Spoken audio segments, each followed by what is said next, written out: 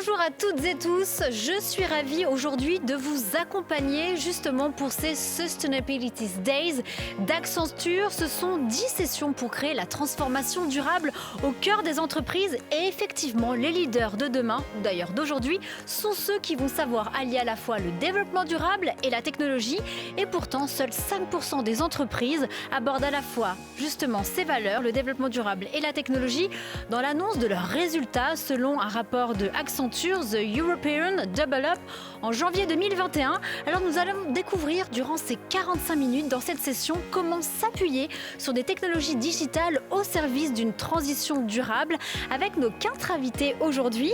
À commencer avec Carole Davis-Filler, la directrice numérique responsable chez Accenture. Nous avons également Laurent Bataille, le président France de Schneider Electric, ainsi que David Guillot, directeur de la transformation et de la technologie chez AXA France. Et enfin Thierry Reyna, professeur de management de l'innovation de l'école polytechnique et chercheur au laboratoire CNRS iCube.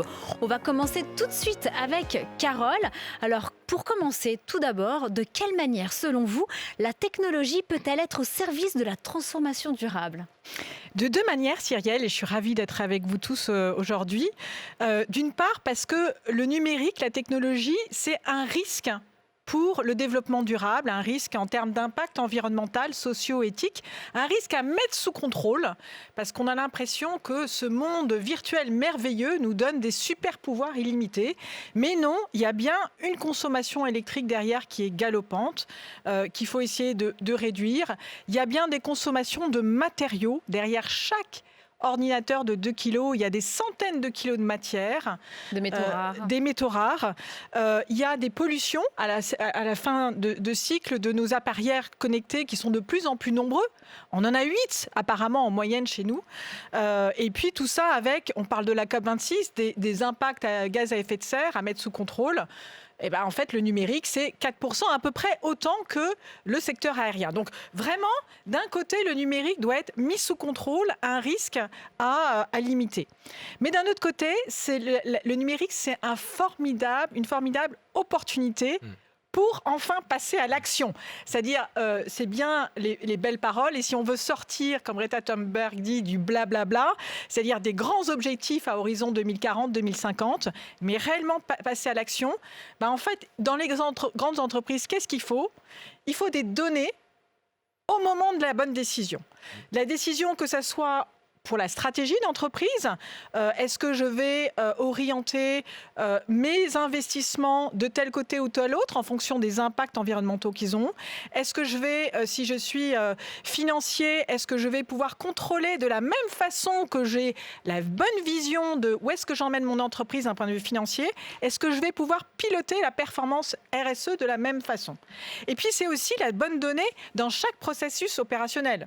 Si je suis acheteur, comment savoir vers quel fournisseur me tourner si je n'ai pas la donnée de quel est l'impact de ces produits et services ? Si je suis responsable de supply chain, je veux planifier en ayant tout le monde des possibles devant moi en termes d'intermodalité. Donc le numérique, un formidable outil pour passer à l'action vers le développement durable. Vous représentez également Accenture au sein de The European Green Digital Coalition. C'est un groupe d'entreprises qui s'engage à soutenir la transformation verte et numérique de l'Union européenne. Quel est votre rôle dans cette coalition ? Alors, Jean-Marc Olagnier, notre CEO Europe, a signé avec 26 autres patrons de la tech, et non des moindres. Il y avait aussi Schneider Electric, Orange, OVH. 26 patrons qui se sont dit, on veut effectivement orienter la tech dans la bonne direction pour accompagner la transition durable de l'Europe. Accélérer, exactement. Et donc, en fait, on fait des travaux auprès de la Commission européenne pour imaginer secteur par secteur quelles sont les bonnes pratiques, les bonnes histoires à répliquer. Et donc, parce que selon les secteurs, les problématiques sont différentes. Dans la COP26, par exemple, on a parlé ces derniers jours de déforestation. En fait, la déforestation, ça ne veut pas dire... Avec un budget de 16,5 milliards alloués justement pour lutter Et donc, contre quand on est dans l'agroalimentaire, comment on va pouvoir utiliser des données géographiques pour s'assurer s'assurer qu'effectivement, quand on cultive tel et tel produit pour in fine servir le consommateur, on ne va pas entraîner plus de déforestation. Et donc, voilà, avec ce European Green Digital Coalition, on va faire des recommandations en 2022, secteur par secteur, sur comment utiliser au mieux le numérique pour accélérer. Au sein de l'Union européenne, en tout cas. Au sein de l'Union européenne, parce que l'Union européenne est effectivement très fer de lance à miser en termes d'investissement, en termes de volonté politique, à miser très fortement. Les entreprises sont là aussi, disent nous aussi on veut agir. Certes, le régulateur va nous inciter à faire des choses, mais ceux qui ont une réelle stratégie dans les grandes entreprises ne vont pas juste attendre la réglementation, mais veulent être réellement des acteurs. Et on veut les nourrir avec justement ces visions de secteur par secteur, quelles sont les bonnes idées à répliquer. Merci Carole. En parlant d'acteurs, justement, on va se tourner vers Laurent Bataille, vous êtes le président de Schneider Electric en France, et vous participez vous aussi à ce moment. Alors justement, comment, selon vous, la technologie peut-elle accompagner cette décarbonation? Parce que vous avez mis plein, on va dire, d'actions en œuvre au sein de divers programmes d'ailleurs chez Schneider Electric. Oui, tout à fait. Alors, bonjour Cyrielle. Je vais peut-être parler essentiellement de la transition énergétique et de comment est-ce que le numérique a un rôle à jouer dans tout ça. Si on regarde le dernier rapport qui a été publié très récemment par RTE sur l'avenir énergétique en France, à horizon 2050, il y a deux grandes leçons qui sont vraiment très importantes pour nous à retenir. La première, c'est qu'il va falloir qu'on économise de l'énergie. 40% d'économies d'énergie sont nécessaires si on veut être sur une trajectoire de ce qu'on appelle le net zéro en 2050. Et en fait, le numérique est clairement un atout majeur pour nous sur tous les chantiers d'efficacité énergétique. On le voit très bien dans l'environnement de la maison, quand vous commencez à avoir un thermostat intelligent qui vous permet de mieux piloter votre chaudière, par exemple. Mais on le voit à toutes les échelles dans l'économie, y compris sur les grands process industriels. Quand on commence à mesurer, à rendre visible ce qui est invisible, évidemment, on économise énormément d'énergie. Juste pour donner des ordres de grandeur, nous on estime qu'entre un processus non monitoré, donc où vous n'avez pas d'instrumentation et pas de données qui remontent pour l'utilisateur, par exemple sur les aspects énergétiques, et un processus monitoré, on a tout de suite un gain simplement par la visibilité des données de consommation qui peut être de 10 à 30 ou 40% simplement par changement de comportement de l'utilisateur qui soudain voit son impact sur sa propre infrastructure. Donc de ce point de vue-là, le numérique est clairement un atout dans les économies d'énergie. La deuxième grande leçon du rapport de RTE, c'est qu'on va continuer d'électrifier les besoins d'énergie en France. Aujourd'hui, l'électricité, c'est 1/3 du besoin énergétique français. À horizon 2050, on sera au-delà des 2/3. Alors vous allez me dire, en quoi est-ce que le numérique est impliqué ici ? Il se passe qu'en fait, cette électrification, elle va être dans des nouveaux usages. On a besoin de mesurer des données de toute manière. Et voilà, on va être dans l'électrification du transport, on va être dans l'électrification de l'industrie, on va être dans l'électrification du chauffage, on va être dans le développement d'économies renouvelables qui sont décentralisées. Donc toutes ces installations électriques sont plus complexes à intégrer sur notre réseau. Et la seule façon pour nous de gérer cette complexité, ces arbitrages, ces optimisations, c'est avec de l'instrumentation, donc de l'électronique et du software, du logiciel, donc du numérique. Donc il est très clair qu'à la fois pour économiser de l'énergie, mais également pour renforcer notre infrastructure électrique en France, on va avoir besoin de digital et de numérique. C'est un grand atout pour la France et évidemment d'autres pays vont également utiliser les mêmes savoir-faire. Alors justement, c'est ce que vous faites, vous, notamment en interne chez Schneider Electric. Comment vous arrivez à convaincre vos parties prenantes? Parce que justement, vous venez de lancer un programme cette année, je crois que c'était au mois d'avril, ce projet zéro carbone pour, on va dire, accompagner vos 1000 premiers fournisseurs pour arriver à, on va dire, à un carbone neutral à horizon 2025. Tout à fait. Alors je reviens sur un point qui est vraiment le sentiment d'urgence conscience qu'on doit avoir sur la transition énergétique. On a très peu de temps. Parce que tout le monde parle de net zéro en 2050, mais pour être à net zéro en 2050, il faut absolument qu'on change nos investissements et nos comportements dans les 10 ans qu'on a devant nous. 10 ans pour agir Voilà. de toute manière. Ouais. Il y a énormément d'inertie dans le système. Donc je dirais pour nous, le démarrage, c'est avec nos employés déjà, hein, s'assurer qu'il y ait cette compréhension, ce sens de l'urgence. Comment vous fédérez d'ailleurs en interne? C'est ça qui est Alors, très je intéressant. pense qu'on passe d'abord beaucoup de temps à expliquer ce qui se passe sur le marché, hein, la COP 26, je dirais depuis la À COP. l'UICN aussi, je COP vous ai vu à 21. l'UICN. Exactement. Et donc, on explique vraiment à nos collaborateurs quel rôle on a à jouer en tant qu'entreprise pour vraiment accélérer la transition énergétique. Alors, bien sûr, nous, c'est notre métier. Donc, je dirais le plus on est capable d'apporter des solutions, par exemple, de chargeurs de véhicules électriques qui soient optimisés, de transformation des processus industriels, le plus on est capable de vraiment transformer l'industrie de l'énergie. Et ça, nos collaborateurs le comprennent bien. Donc, je dirais à la croisée de la digitalisation et du développement durable, Schneider a vraiment un rôle clé à jouer. Maintenant, on passe aux fournisseurs. Et là, c'est l'idée d'avoir un impact à grande échelle. Et vous le disiez, on a lancé un programme consistant à aider nos fournisseurs, nos 1000 principaux fournisseurs, qui représentent 70% de ce qu'on achète, à décarboner. Avec De l'idée 50% leur émission de CO2 à horizon 2025. ce qui est un objectif très ambitieux, Très parce que c'est ambitieux, ouais. en 4 ans, divisé par 2 leurs émissions de carbone. Et c'est là que le numérique nous aide, hein. On leur met à disposition des plateformes de calcul, d'évaluation de leur empreinte carbone, qui sont les mêmes qu'on utilise chez nous, de façon à ce qu'ils puissent très rapidement voir où sont les opportunités. Donc, on mesure via, on va dire, vos logiciels, Exactement. vos outils. Deuxième, Et deuxièmement, on met en œuvre, une fois qu'ils ont compris où est-ce qu'ils avaient des problèmes, ça peut être sur leurs bâtiments tertiaires, ça peut être dans les transports, ça peut être dans leurs usines. c'est vous qui proposez les solutions? On peut proposer des solutions. Ce n'est pas nécessairement des solutions Schneider. Bon, ils sont libres de choisir ce qu'ils veulent, mais c'est vrai qu'on en a un certain nombre qui peuvent les aider à les équiper, à se transformer. Et dans les parties prenantes, on va terminer là-dessus, avec vos clients et notamment Nexans. Exactement. Alors de plus en plus, c'est quelque chose qu'on fait. On se rend compte qu'effectivement, on a des clients qui disent le numérique, moi je perçois bien qu'il y a du potentiel, mais je ne sais pas comment le déployer. Et des clients qui se disent le développement durable doit être au cœur de ma stratégie. Est-ce que vous pouvez nous aider sur ces sujets? Et donc nous, au-delà de présenter des solutions de transformation, maintenant on fait aussi du conseil, alors très spécifique, du conseil assez technologique, mais pour les aider sur la digitalisation et le développement durable. C'est ce qu'on fait avec Nexans ou également ST Microelectronics. Nexans qui, notamment, ce sont des câbles, pour expliquer à ceux qui nous regardent. Gros fabricant de câbles et qui est effectivement un des fournisseurs de l'infrastructure d'électrification. Merci beaucoup Laurent Bataille.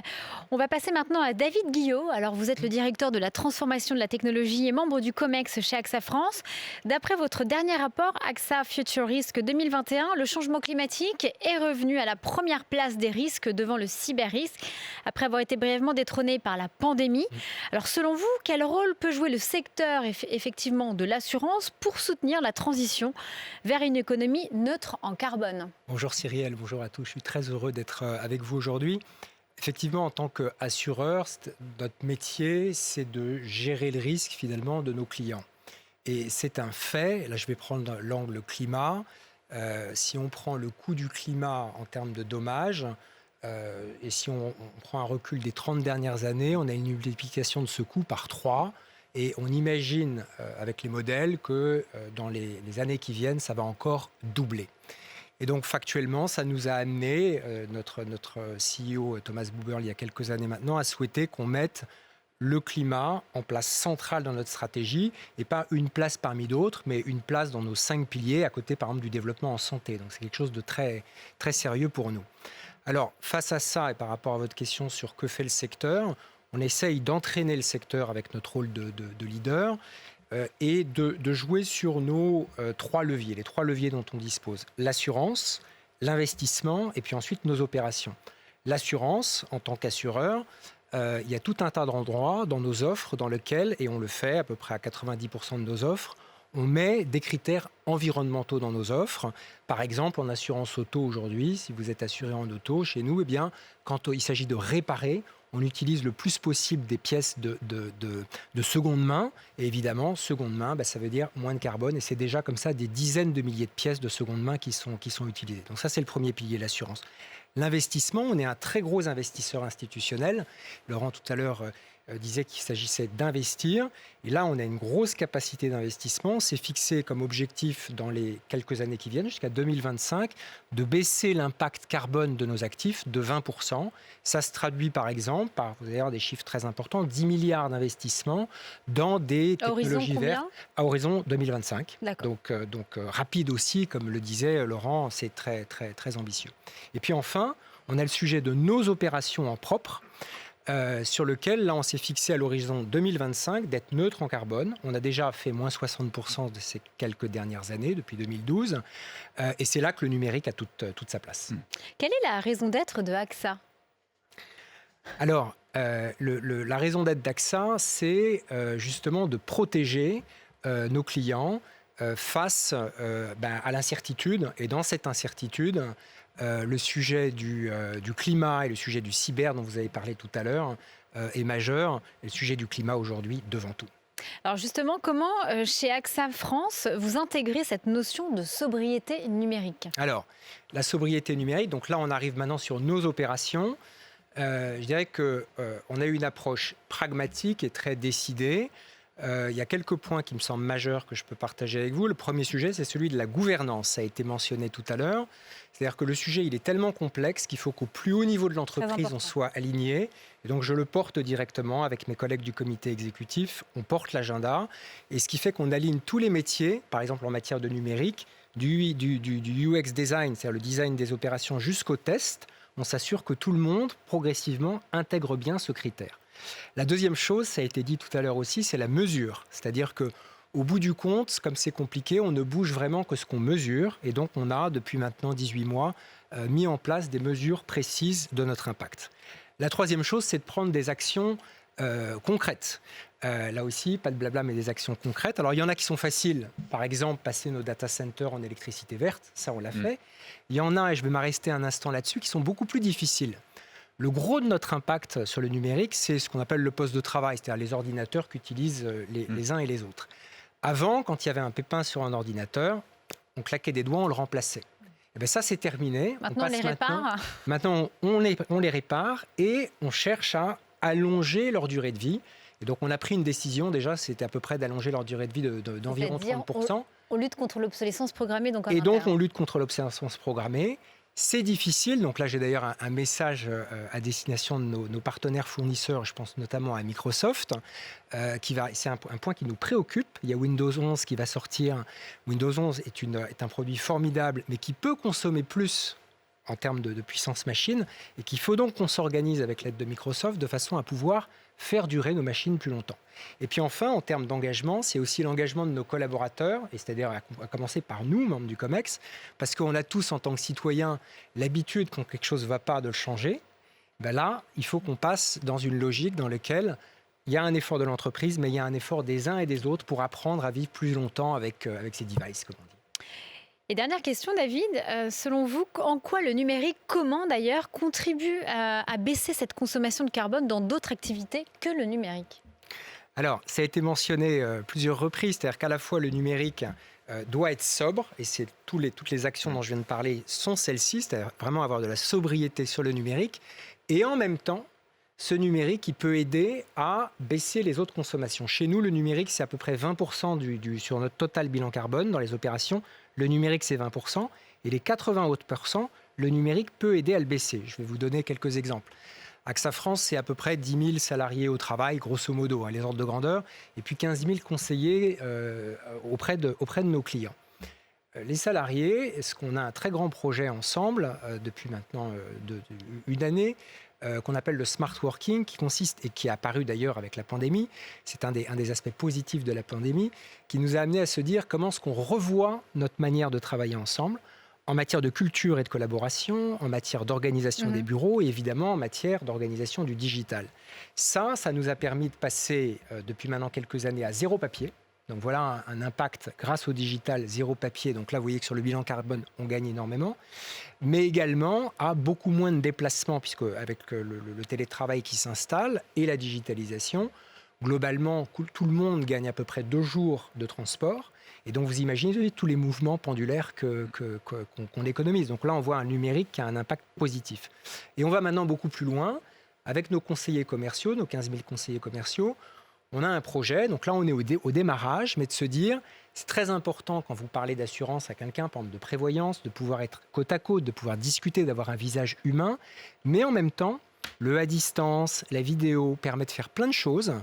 Et donc, progressivement, avec du toucher de balle, parce qu'il faut inventer ça, il ne faut pas l'imposer, il faut l'inventer ensemble pour que ce soit acceptable pour le client et bon, pour que ce soit acceptable pour les collaborateurs, arriver à un système dans lequel on va mixer du présentiel et du à distance. Et là, on va évidemment beaucoup gagner en bilan carbone, tout en ayant une meilleure qualité de vie au travail pour les gens et un service à nos clients meilleur quand ils arrivent à avoir un expert, par exemple, à la seconde en vidéo dans leur salon.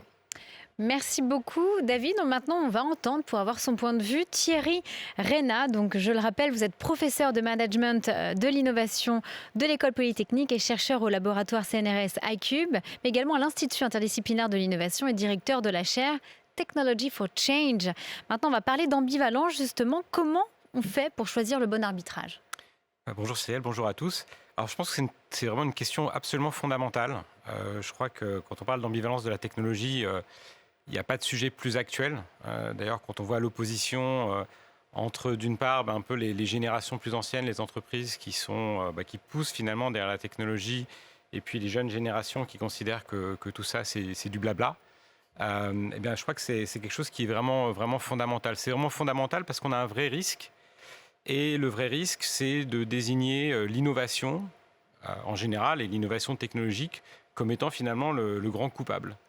Or, si on laisse même de côté, c'est un peu difficile, mais on laisse de côté la question du réchauffement climatique, on voit bien qu'on a des milliards d'individus sur la planète qui, eux, n'ont pas accès même aux technologies les plus simples, les plus de base, celles qu'on prend, nous, pour acquis. Donc la technologie, même l'électricité, je ne sais plus, mais 2 milliards, 3 milliards un peu moins de 2 milliards, disons 1,6 milliard. 1,6 milliard de personnes n'ont pas accès à l'électricité dans le monde. C'est absolument énorme. Et puis, on ne parle pas effectivement de tout ce qui est éducation, accès à la santé. C'est absolument fondamental. Donc ça, c'est absolument clair. Et il y a un vrai risque qu'on ne puisse pas surmonter les challenges actuels sans innovation. Sans innovation technologique d'une part, il faut bien voir que évidemment les pressions qui sont mises vis-à-vis des pays les plus riches et des pays qui sont qui sont moins riches, ne sont pas les mêmes, qu'il y a un vrai risque du coup que les pays qui ont des niveaux de revenus plus pauvres finalement aient recours à des technologies qui sont celles auxquelles ils ont accès, mais qui du coup sont les plus polluantes. Et pourquoi est-ce qu'il n'y aurait pas accès ? Donc il y a vraiment un vrai défi vis-à-vis de la technologie. Donc cette ambivalence, il faut qu'on soit capable de la prendre en compte et quelque part de travailler là-dessus. Et ça veut dire notamment penser que ce n'est pas uniquement une question d'innovation technologique. Il y a d'autres formes d'innovation. Notamment, il est clair que quand on parle d'innovation technologique, il faut aussi que les entreprises se transforment. Il y a tout ce qui est innovation en business model. Et au final, en fait, si on veut trouver le bon arbitrage, il faut ouvrir ces technologies. Il ne faut pas qu'on soit dans une situation où on est en push, où on va essayer de se dire on a la blockchain, c'est formidable, on va faire ça. Ça veut dire quoi ouvrir ces technologies alors ? Pardon ? Le côté ouvrir ces technologies, en fait, je pense qu'il y a 2 manières de le voir. Déjà, premièrement, il faut partir du problème. C'est-à-dire que ces technologies, on a toujours tendance, par exemple, quand la blockchain devient à la mode, à trouver toutes les cas où on va l'utiliser, même là où ça n'a pas de sens. C'est-à-dire qu'on a une solution, on va chercher des problèmes. Là, quand on part du problème tel que les populations les ressentent, bien souvent la réponse, elle n'est pas une technologie, mais un ensemble de technologies. Deuxièmement, on voit bien que les technologies numériques permettent à tout un chacun d'être acteur. On l'a bien vu, puisque finalement, on est tous dans des situations où on fait des choses que les entreprises auparavant faisaient. Et ça, c'est vraiment quelque chose qui est absolument essentiel, c'est-à-dire de s'ouvrir, de faire en sorte d'inclure les utilisateurs finaux le plus possible, de manière à ce qu'eux puissent nous aider les entreprises à trouver les déploiements technologiques qui ont vraiment du sens, plutôt que de pré-packager des technologies et essayer de se dire, il y aura bien quelqu'un qui va l'apprendre. Comment on peut calculer cette valeur nette d'un projet technologique ? Alors ça, c'est aussi une excellente question. Je pense que c'est probablement le deuxième écueil. Nous, on a fait une étude avec des collègues l'été dernier sur le sujet. J'ai tendance à dire que c'est probablement pas faisable de calculer la valeur nette d'un projet. Et même si c'était faisable, c'est pas forcément souhaitable. On s'en est rendu compte. C'est vrai que quand on essaie de calculer la valeur nette d'un projet, c'est forcément ad hoc. Et il y a forcément des biais et des tropismes. Donc, dans cette étude, on s'est rendu compte qu'il y avait un très fort tropisme vers tout ce qui est impact mesurable et du point de vue de tout ce qui est environnemental, tout ce qui est carbone. Or, il y a tout un tas d'effets contre-intuitifs et on pourrait très bien se retrouver finalement à arrêter des choses qui sont tout à fait positives parce qu'on ne peut pas les mesurer. Par exemple, il est relativement évident qu'en termes d'empreinte carbone, demander à une entreprise d'industrie lourde de réduire son empreinte carbone, ce n'est pas du tout la même chose que demander à une entreprise de service de réduire son empreinte carbone. Donc si finalement la valorisation sur le marché, ça devenait l'empreinte carbone ou la réduction de l'empreinte carbone, on voit bien qu'on pourrait potentiellement détruire de la valeur à la place d'en créer. Donc il ne faut pas mettre, tout le monde dans le même panier. 2, il ne faut probablement pas essayer de mesurer. Et enfin, il faut vraiment être capable de considérer l'intégralité des valeurs. C'est-à-dire que l'impact, c'est effectivement un impact environnemental, mais il y a des arbitrages en termes économiques, en termes sociaux, en termes sociétaux. C'est très complexe, la question est très complexe. Mais ça veut dire que chercher une note qui permettrait de comparer tout le monde, c'est probablement pas la solution et c'est pas souhaitable. En fait, finalement, c'est ce qu'on fait avec le PIB. Le PIB, finalement, c'est la même note pour tout le monde, le même système de notation. On sait très bien que ça reflète, c'est des réalités extrêmement différentes. Et beaucoup, finalement, accusent cette unité de mesure pour la situation dans laquelle on est maintenant. Donc, il ne s'agirait pas de refaire les mêmes choses, de reprendre les mêmes travers avec tout ce qui est environnemental. Merci beaucoup Thierry. Alors Carole, justement, au-delà des enjeux, on va dire des défis environnementaux, les objectifs de développement durable intègrent bien évidemment également les dimensions sociales et éthiques. Il y en a 17 des objectifs pour le rappeler. Alors comment, selon vous, justement, cette technologie peut-elle être plus inclusive et éthique ?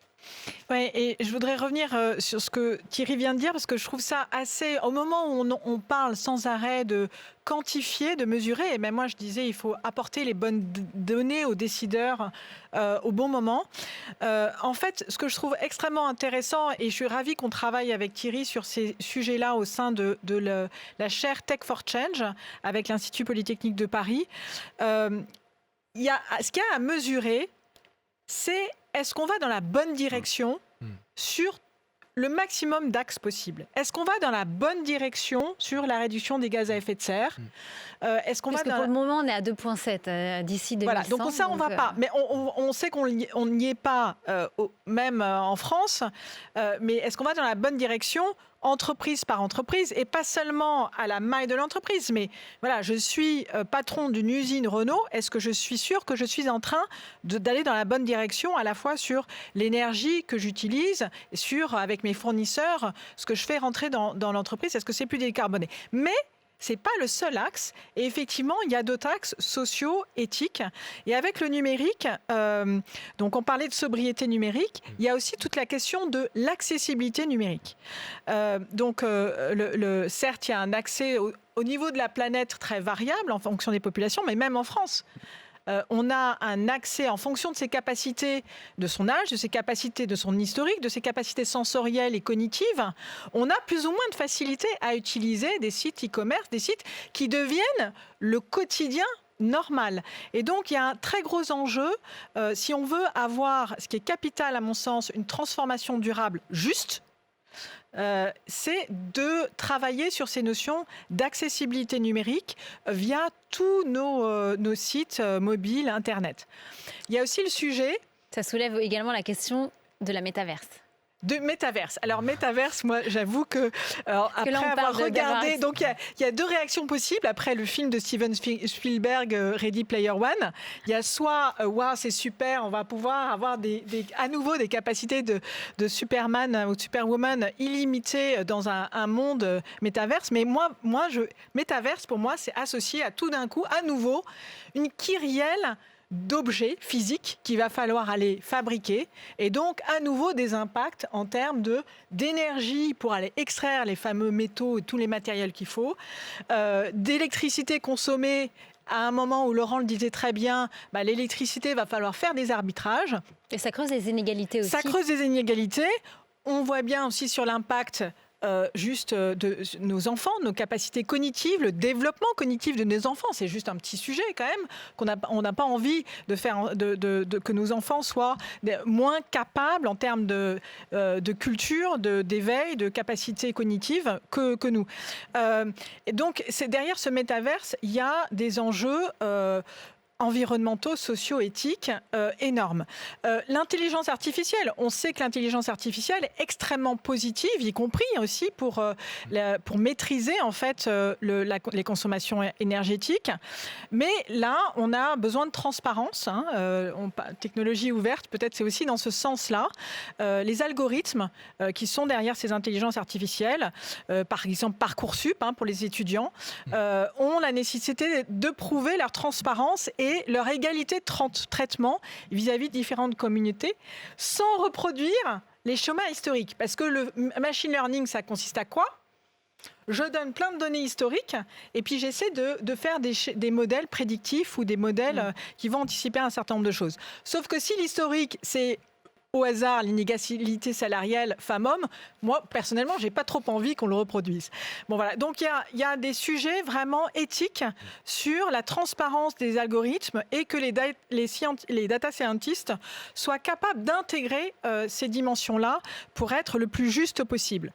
Je ne peux pas parler d'inclusion dans le numérique sans parler d'équilibre femmes-hommes. On sait très bien que dans les sciences en général, et c'est vrai dans le numérique, il y a un déficit de femmes qui n'ont pas forcément envie d'y aller, qui n'ont pas forcément envie de construire une carrière dans ces domaines-là. Et pourtant, ça fait depuis que je suis sortie en école d'ingénieur depuis 30 ans, il y en a eu de l'énergie dépensée à essayer de faire venir les femmes. Et on continue avec des réseaux femmes numériques. Il y en a plein qui sont très puissants et très, très actifs. Moi, j'ai une bonne nouvelle, c'est que je pense que marier numérique et développement durable, c'est un moyen de faire venir les femmes en sciences, parce que les femmes ont un sens particulièrement aigu de la raison d'être, du besoin de donner du sens justement dans leur travail, et justement du développement durable, de la RSE, voilà. De la raison d'être. Donc allier numérique et développement durable, pour moi, c'est aussi une façon d'inviter encore plus fortement les femmes à rentrer dans ces sujets scientifiques. Et sinon, je pense que pour conclure, il y avait également une certaine citation. Je m'étais dit, Rabelais, moi j'aime beaucoup la littérature. Rabelais nous avait dit « Science sans conscience n'est que ruine que l'âme ». J'ai envie de l'appliquer un peu au numérique. On pourrait dire que numérique sans responsabilité, c'est un peu la ruine de l'âme aussi. Bon, merci à tous. Avant de terminer, un dernier tour de table justement. J'ai trouvé ça, c'était très intéressant. Est-ce qu'il y a un dernier mot de la fin effectivement pour rebondir sur les propos de Carole ? Laurent Bataille ? Moi, je pense qu'effectivement, on a discuté un petit peu d'un certain nombre des risques du numérique, des avantages du numérique. Quand il s'agit de la transition énergétique, pour moi, il est très clair que les bénéfices sont beaucoup plus importants que les risques. Et donc, je pense qu'il faut qu'on y aille rapidement. Je rejoins Carole sur son point qui est effectivement en termes d'attractivité, en particulier des femmes vers les domaines scientifiques. Je suis entièrement d'accord. Je pense que le développement durable et le numérique sont une bonne combinaison pour attirer beaucoup plus de femmes. Et de façon générale, les jeunes vers les métiers d'ingénieurs, des sciences, au service de la société. David ? Oui, alors, sur ce dernier point, nous on est un très très gros recruteur de talents dans le numérique et très clairement aujourd'hui, donc on a beaucoup de mal effectivement à faire venir des femmes et donc ça fait partie des sujets sur lesquels on travaille énormément.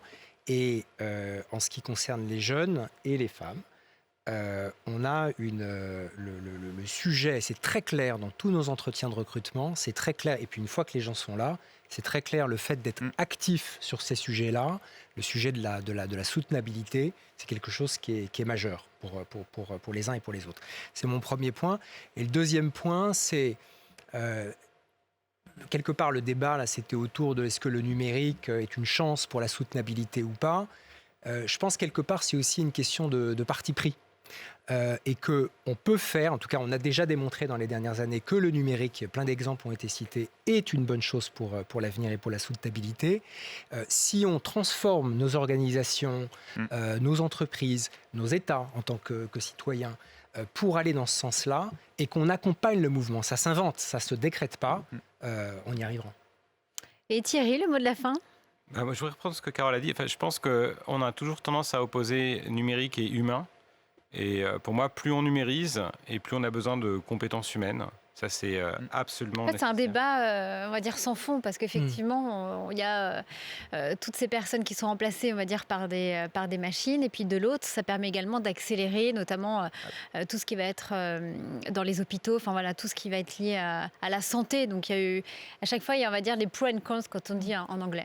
Absolument. Enfin, l'idée, de toute façon, c'est que s'il y a remplacement, c'est que justement, on peut consacrer du temps à des tâches à plus haute valeur ajoutée. Et c'est surtout ça qui est vraiment important. Si les personnes sont bien formées, justement. Et exactement. Donc, on est tout à fait dans cette question de formation. Mais il ne faut pas oublier que du point de vue du développement durable, essentiellement, c'est un problème de comportement humain. C'est l'anthropocène. Et donc ça, on n'y arrivera que si on a une forte adhésion. Et cette forte adhésion, justement, c'est se poser la question de savoir comment est-ce qu'on donne l'opportunité aux individus au sens très large, et là donc évidemment mondialement, finalement, de s'approprier ces technologies numériques pour des choses qui ont vraiment du sens pour eux. Carole ? Oui, je pense qu'il y a un sujet qu'on n'a pas tout à fait abordé, qui est cette notion d'écosystème. C'est-à-dire et que le numérique permet une collaboration entre plusieurs parties prenantes. Je pense qu'en France, on a beaucoup de chance d'avoir l'ADEME, d'avoir l'Institut du numérique responsable. Au niveau européen, on a parlé du European Green Digital Coalition, mais en France, on a pas mal d'experts qui travaillent depuis des années sur les sujets de sobriété numérique. Maintenant, on a aussi pas mal d'innovations qui vont dans le Tech for Good et qui vont vers le numérique au service du développement durable. Et en fait, cette notion d'écosystème, de partenariat, nous on aime bien travailler avec plusieurs partenaires. Schneider Electric en fait partie, Microsoft, SAP, Google, etc.